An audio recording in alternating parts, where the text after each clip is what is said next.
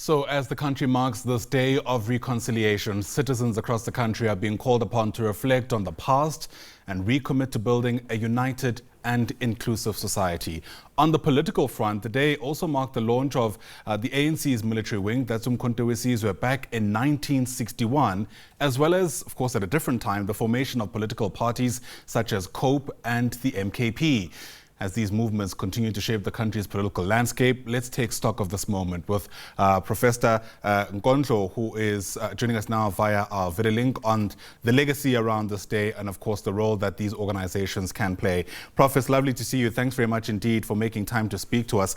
I wonder if we can just begin by just taking a broad stock of what this day has come to mean. I mean, is this just a day marked by symbolism, or does it come to represent something a bit more substantial in 2025?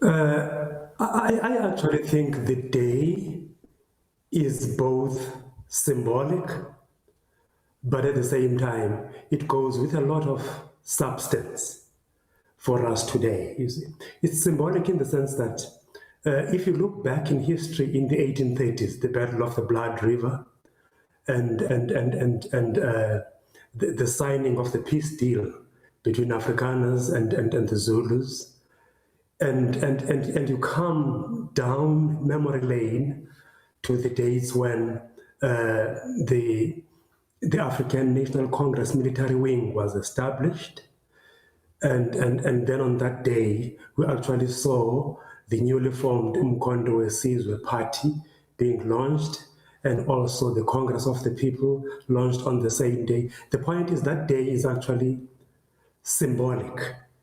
It's symbolic in the sense that all the important political forces in South Africa have had something to do on that very important day, just to mark the significance of the day and also attract people to the attention and significance of this particular day in the history of South Africa. Yeah. What is interesting, of course, is that these two organizations that were formed on this day in COPE and the MKP did so against the wishes of, the ANC, which has played such an important role in South Africa's history. And in fact, I remember the MKP, when this matter headed to court, was accused of riding on the coattails of the ANC. In other words, riding off the ANC's own legacy. The question becomes, we're clearly in an era of political fragmentation. And I wonder to what extent you reckon these organizations can actually play more of a role of uniting the country as opposed to, exploiting these historical grievances, for lack of a better term. Yes, uniting the people of South Africa is important, but it's going to be very difficult because there are very fundamental issues we have not dealt with as a country. I blame everybody, especially political leadership, because the most important thing actually, which is the basis for a true reconciliation in a country like ours, is the resolution of the land question. I want us to underline that one, because until we deal with the land question to the satisfaction of the historic grief of Black people, then you're going to have difficulties. Number one, to ensure grassroots based development and also ensure national unity and solidarity. This is one of the important things we should actually be reflecting on this important day. That how do we as a country ensure that the resolution of the land question becomes the basis for national reconciliation? Allow me to throw that question back in your direction, Prof. What does that actually look like? Because we've heard so many debates over the years about what it will take to answer, quote unquote, the land question. Is it to do with an amendment to the Constitution? If not, how does existing legislation move us in that direction? I want to say, as for now, we do have important tools to use in the resolution of South Africa's land question. We have important tools. I can give you, for an example, a very interesting legislation. I think it was passed in 2015, the Spatial Planning and Land Use Management Act. You see, that particular legislation talks about economic inclusivity and inclusive development using the land as a basis. The problem is that there's a lot of fragmentation within government itself. That's why you find that the resolution of a very basic and a very fundamental issue is actually taking so long, because we are slow, because we don't have the data. We need the data to resolve the land question, you see? And we become emotional when we talk about the land question. Yes, it is an emotive issue, Right. but being emotional about it doesn't really help. We need facts. We need people who can do the necessary analysis.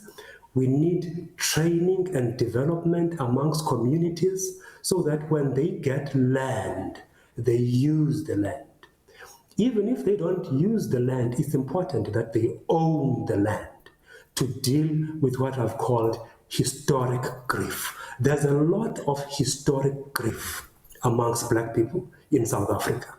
And at the same time, on the other hand, you still find a lot of historic stereotypes. The tendency to stereotype Black people in a particular way. These are the challenges that national reconciliation needs to focus on and address.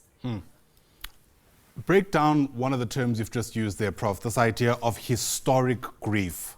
What does that look like? And perhaps get us a sense of how it manifests in 2025 in contemporary South Africa. Historic grief, actually, if you look at the dynamics in our communities, especially rural communities, historic grief begins with the way how Black people actually look at themselves,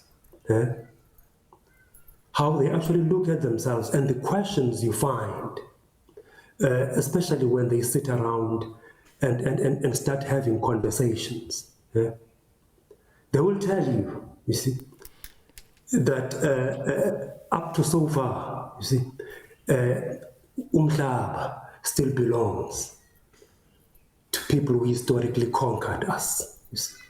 The small pieces of land that we have, they are so difficult to develop. You see. In other words, you find in our communities a lot of complaints about what has not been redressed, historical issues that have not been redressed up till today. And amongst those issues, they will always touch on the land.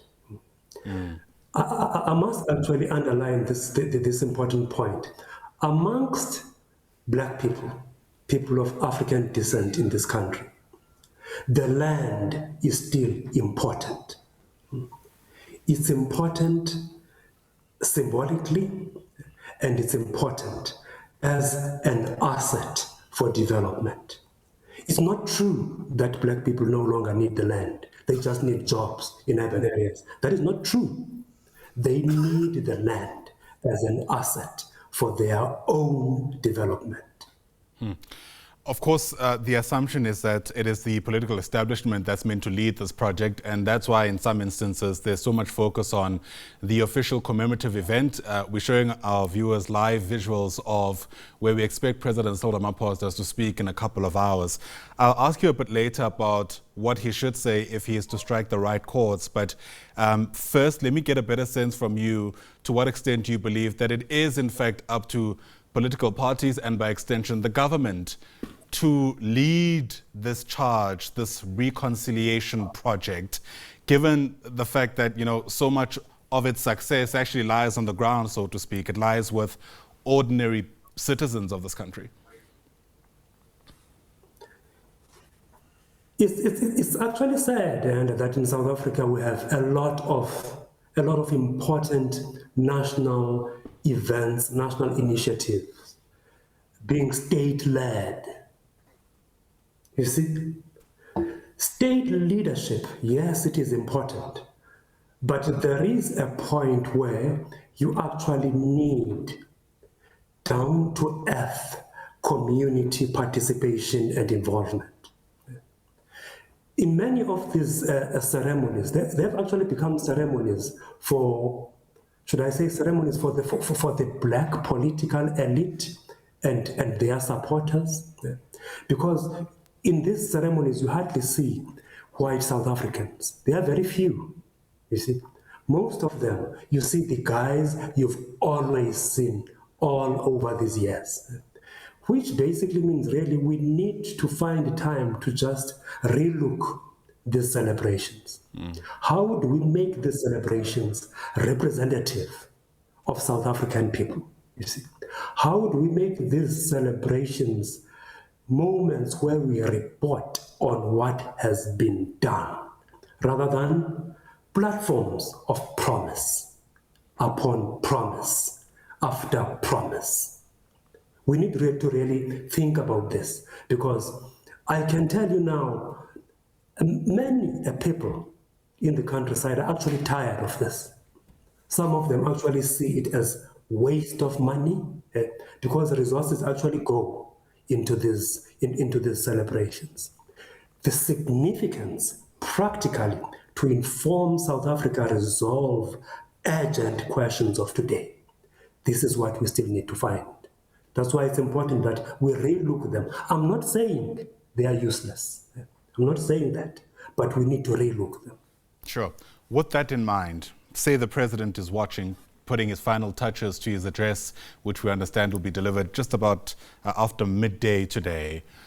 How should he speak to South Africans today, given, you know, the critique you've advanced, and I suppose these very serious concerns about a growing sense of disillusionment in the country? The president he's a man of words. He can talk very persuasively, and he can talk very convincingly, and I'm sure his speech this afternoon during the day or so is going to be very, very good. But I wish he could actually change the premise when he delivers his speech. When he talks development, I would like to hear him starting from the countryside. Starting from the countryside to the urban, rather than always this rhetoric which is so Eurocentric, which begins from the urban to the rural. I wish he changes the paradigm of his analysis and delivery of message. Let the paradigm show the commitment of his government to people-centrism.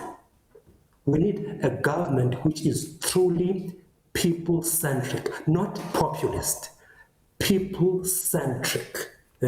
Let the people occupy the center stage in everything,